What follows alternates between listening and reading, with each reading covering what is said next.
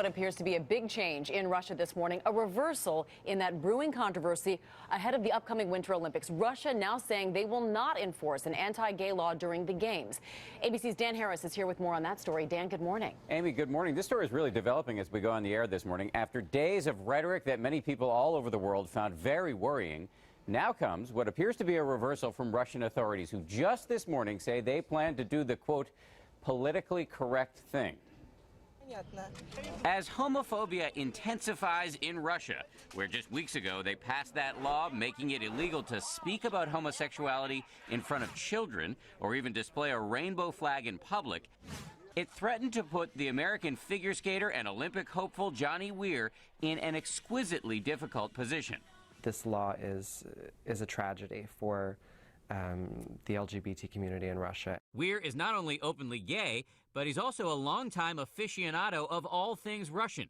His husband is Russian, Weir speaks the Russian language, and he's a huge fan of that country's figure skaters. I won't stop being Johnny Weir, the gay, fabulous ice skater person walking down the street. The new anti-gay law was championed by President Vladimir Putin, who has gone to great lengths to position himself as a manly man, posing bare-chested and riding motorcycles. On Thursday, the Russian sports minister said Olympians and their fans could be fined, deported, or even jailed if they violated the new law during the upcoming Olympic Games in Sochi, almost 6 months away. But this morning, a top Russian lawmaker says the gay propaganda law will not apply to participants and guests.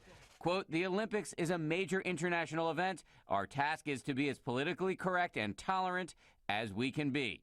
This morning, the protests have gone global. The actress Tilda Swinton releasing this picture of herself in front of the Kremlin with a rainbow flag. Here at home, activists are calling for a boycott of Russian vodka and maybe even of the games themselves, an idea Johnny Weir says would only hurt athletes such as himself. The Olympics are the athlete's life. It's our livelihood.